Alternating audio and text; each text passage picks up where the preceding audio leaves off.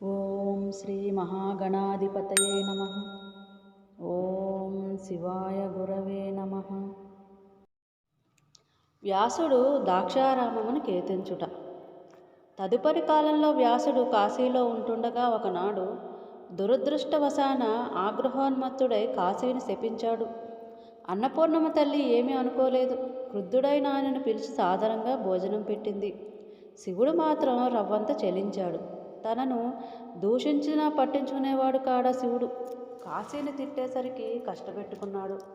మరొకడు అయితే విజయంతోనో విషమాక్షితోనో హరి అనిపించేవాడే కానీ వ్యాసుడంతటి భక్తుడు అలా శిక్షించబుద్ధి కాలేదు ఆయనకి. అందుకే కాశీని వదిలి వెళ్ళిపోమ్మని శాసించాడు. గొల్లుమన్నాడు వ్యాసుడు. కాశీ లాంటి దివ్యక్షేత్రం మరొకటి చూపిస్తే వెళ్ళిపోతా అన్నాడు. డాకిరేమికి వెళ్ళు, ఉత్తరాన కాశీ ఎంతో, దక్షిణాన దాక్షారామం అంతటి పవిత్ర స్థలం అని చెప్పాడు శివుడు. ఇక్కడ నేను విశ్వేశ్వరుడినైతే అక్కడ భీమేశ్వరుడిని, ఇక్కడే అన్నపూర్ణమ్మ అయితే అక్కడ మాణిక్యాంబ వెళ్ళు అని తొందరపెట్టాడు శివుడు. అయినా సంకోచించాడు వ్యాసుడు. గంగో అని నీళ్లు నమిలాడు. గోదావరి ఉందిలే అన్నాడు శివుడు. గోదావరి గోదావరి అంటూ మననం చేసుకున్నాడు వ్యాసుడు. చాలా మధురంగాను మధుర జలాలను ఆస్వాదించినట్లు అనిపించింది. శివ వ్యాఖ్యానుసారంగా వ్యాసుడు కాశీ వదిలి దక్షిణాదిన గోదావరి మహానది తీరానున్న దాక్షారామం అనే మహాక్షేత్రం చేరాడు. ఇలా మా గురువుగారి గురించి చెప్పుకుంటూ పోతే అంతుదరి ఉండదు. ఎందుకంటే ఆయన చిరంజీవి గనుక కొన్నాళ్ళు బ్రతికిన వాళ్ళకైతే కొంతే చరిత్ర ఉంటుంది. నిత్యుల చరిత్రకు అంతేమిటి అని ఆపాడు సూతుడు. సృష్టిక్రమం. అనంతరం సూతుడు సృష్టిక్రమాన్ని వినిపించసాగాడు. సత్తు అసత్తు ఈ రెండూ కూడా తానే అయిన శివుడు ఓం ప్రథమంలో నీళ్లను పుట్టించాడు. అందులో సంకల్పం అనబడే రేతాన్ని స్ఖలించాడు. రేతము జలము సంగమించడం వల్ల నీటిలోంచి ఒక పురుషుడు జన్మించాడు. అతడే నారాయణుడు. నారము అంటే నీళ్లు అని అర్థం. నారోద్భవుడు గనుక నారాయణుడైనాడు. అదే సమయంలో శివుడు ఒక గొప్ప అండాన్ని కల్పించాడు. అందులోంచి బ్రహ్మదేవుడు బయటపడ్డాడు. ఆ గ్రుడ్డును 2 భాగాలు చేశాడు. పైభాగాన్ని స్వర్గంగాను దిగువ భాగాన్ని భూలోకంగాను విభజించాడు. నడిమి ప్రదేశం ఆకాశమయ్యింది. క్రమంగా పైభాగం 7 లోకాలుగాను క్రింది భాగం 7 లోకాలుగాను 7 7 14 లోకాలుగాను ఆవిష్కరించబడ్డాయి. 10 దిక్కులు ఏర్పరచబడ్డాయి. ఆగ్నేయ దక్షిణ నైరుతి పశ్చిమ వాయువ్య ఉత్తర ఈశాన్య ప్రాకులం అనేవి 8, దిగువ 1 ఎగువ 1 కలిపి 10 దిక్కులు. హద్దులు ఏర్పడగానే మనసు వాక్కు కామం క్రోధం ప్రేమ అనేవి పుట్టాయి.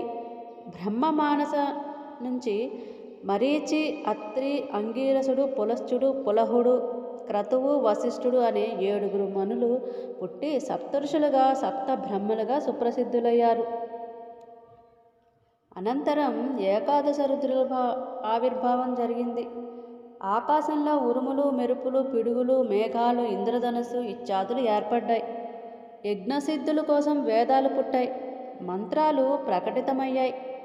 సర్వజ్యేష్ఠుడు ప్రజాపతి అయిన బ్రహ్మ, అతని ముఖం నుంచి దేవతలు, రొమ్ము నుంచి పితృదేవతలు, ఉదరం నుంచి మానవులు, మలలోంచి రాక్షసులు, ఇతరతరలైన అనేక ప్రాణులు ఆవిర్భవించడం జరిగింది. అటు పిమ్మట శివానుగ్రహం వల్ల కలిగిన అర్ధనారీశ్వరావతార దర్శన జ్ఞానంతో బ్రహ్మ స్త్రీ పురుష సృష్టికై పూనుకోగా మనువు అతనితో బాటే శతరూప అనే స్త్రీని నిర్మింపబడ్డారు. వారిద్దరిని దంపతులుగా మసులుకోమన్నాడు బ్రహ్మ. ఆ తొలి మనువే స్వయంభువ మనువు. అతని కాలం 71 మహాయుగాలు. అంటే మన్వంతర సమయం 71 మహాయుగాలని తెలుసుకోవాలి. మనో శతరూపాల మనువడే ధ్రువుడు.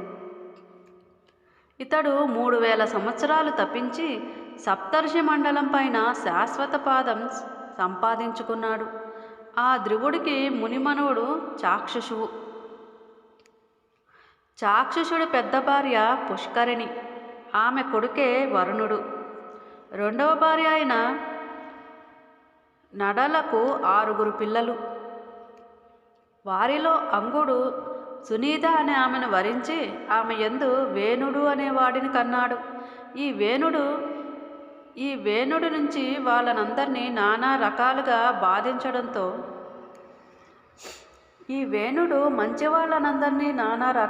బాధించడంతో సారస్వతులనే ఋషులు అతనిని వధించారు. కానీ సునీత దీనంగా ప్రార్థించడంతో సారస్వతుల వేణుడి మృతకెలేబరపు కుడి చేతిని మదించగా దాని నుండి పృథువు వెలువడ్డాడు. ఈ పృథువు భూమిని గోరూపాన మలచి పిదుకగా ఔషధులు ఆవిర్భవించాయి. ఈ పృథువే దేవమానవ రాక్షసాదులందరికీ కూడా జీవన వృత్తులను ఏర్పాటు చేశాడు. ఇతని 9 కొడుకులలో ఒకడైన ప్రాచీన బర్హీషుడు సముద్ర తనయ అనే భార్య యందు ప్రాచేతసులనబడే 10 మంది కొడుకుల్ని పొందాడు. వారు సముద్రం మధ్యం చేరి రుద్రాధ్యాయం పఠిస్తూ 1,00,000 సంవత్సరాలు శివుడికై తప్పించారు. ఈ లోపల భూమి నిండా చెట్లు మొలిచేశాయి. ప్రజలు క్షీణించిపోసాగారు. ప్రజాక్షేమం కోరిన శివుడు ప్రాచేతసులకు దర్శనమిచ్చి వరాలు అనుగ్రహించి భూమి సంగతి చూడమని చెప్పి అంతర్హితుడయ్యాడు. అడవిగా ఉన్న అవనిని బాగు చెయ్యాలనే ఉద్దేశంతో ప్రజాక్షేమం విస్మరించి అగ్నిని వాయువుని సృష్టించారా సోదరులు. గాలివాటుకు చెట్లు పడిపోసాగాయి. అగ్నికవి కాలిపోసాగాయి. లోకులు హాహాకారాలు చేశారు. అప్పుడు చంద్రుడు వచ్చాడు. మీ అనిలానల వజ్రమణంతో ఔషధులన్నీ కాలిపోతున్నాయి. ఔషధులకు నేను అధిపతిని కనుక వచ్చి చెబుతున్నాను. ఇంతవరకు తొలగించిన అడవులతో తృప్తి పడండి. ప్రతిఫలంగా మీకు అనుభూతి అనే నా పెంపుడు కుమార్తెని ఇస్తానన్నాడు. ప్రాచేతసులు శాంతించారు. అనుభూతిని పరిణయమాడారు. అనుభూతి ప్రాచేతసుల దాంపత్య ఫలితంగానే దక్షుడు పుట్టాడు. అసమాన వీర్యుడా దక్షుడు. కేవలం మనస్సంకల్పం మాత్రం చేతనే కొన్ని రకాల చరజీవులను స్థిరజీవులను కల్పించాడు. తదనంతరం మైథున సృష్టి నిమిత్తంగా వీరిని అనే ఆమెను మనువాడాడు. ఆ వీరిని యందు హర్యస్సులు అనే 10,000 మంది కుమారుని కని ప్రజాపతి అయ్యాడు. కొడుకులందరినీ సృష్టి నియుక్తుల్ని చేశాడు. కానీ నారదుని బోధనలకు లోనే వాళ్ళు 10,000 మంది కూడా సన్యాసుల్లో కలిసిపోయారు. ఇది తెలిసిన దక్షుడు బాధపడ్డాడు. మళ్ళా ప్రయత్నించి సుబలాస్వులు అనే 1000 మంది కొడుకుల్ని గని వాళ్ళని సృష్టి చేయమన్నాడు. నారదుడు వీళ్లకు కూడా ముండనము చేయించి కాషాయాలు కట్టబెట్టేశాడు.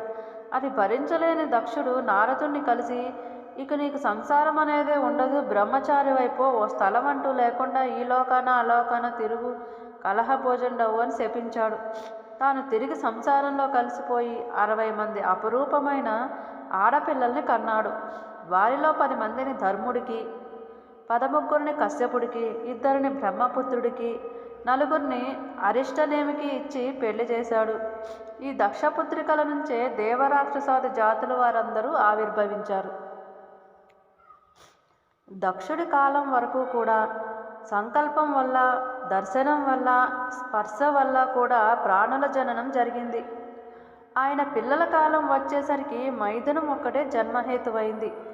ఆ విధంగా దక్షపుత్రికలలో విశ్వ అనే ఆమె విశ్వే దేవతలను, సంధ్య అనే పిల్ల సాధ్యులను, మరుద్వతి మరుద్వంతులను, వసువు వసువుల్ని, భానువు భానుల్ని, ముహూర్తజుల్ని కన్నారు.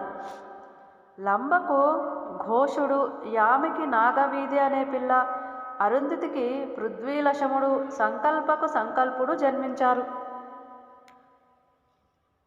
ఆయుడు ధ్రువుడు, సోముడు ధర్ముడు, అనిలుడు అవలుడు, ప్రత్యూషుడు ప్రభానుడు అనేవారు అష్టావసువులు. వీరిలో ఆయుడికి రైవతుడు, శ్రముడు, శాంతుడు అనే 3 కొడుకులు. ధ్రువుడి కొడుకు కాలుడు. సోముడి కొడుకు పేరు వర్చధర్ముడి పుత్రుడు ద్రవిణుడు. అనిలుడికి 2 భార్యలు, 5 కొడుకులు.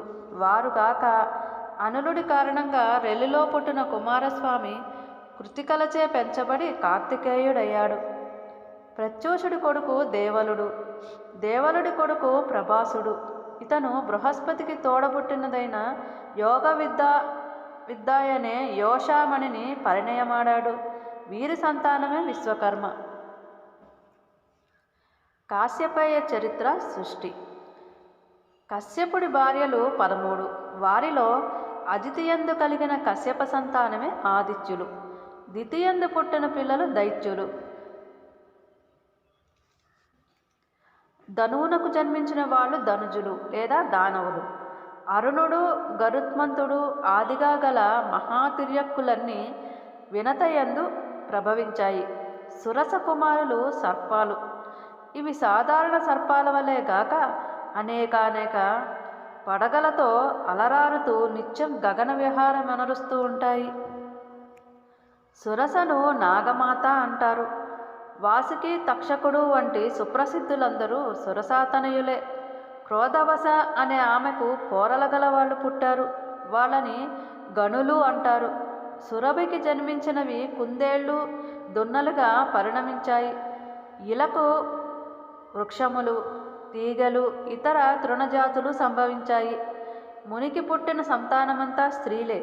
వాళ్ళంతా అప్సరసలయ్యారు.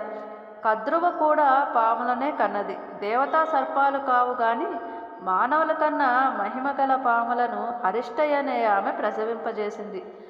ఖస అనే ఆమెకు పుట్టిన వాళ్ళే యక్షులు, రాక్షసులుగా పరిణమించారు.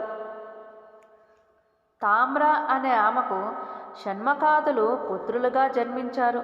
అలాగే కాకి, శేని, భాసి, సుగ్రీవి, సుఖి, గృద్రిక, అశ్వి, ఊలోకి అనే 8 మంది పిల్లలు అవతరించారు.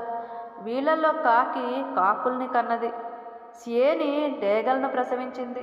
భాసికి బాతులు పుట్టాయి.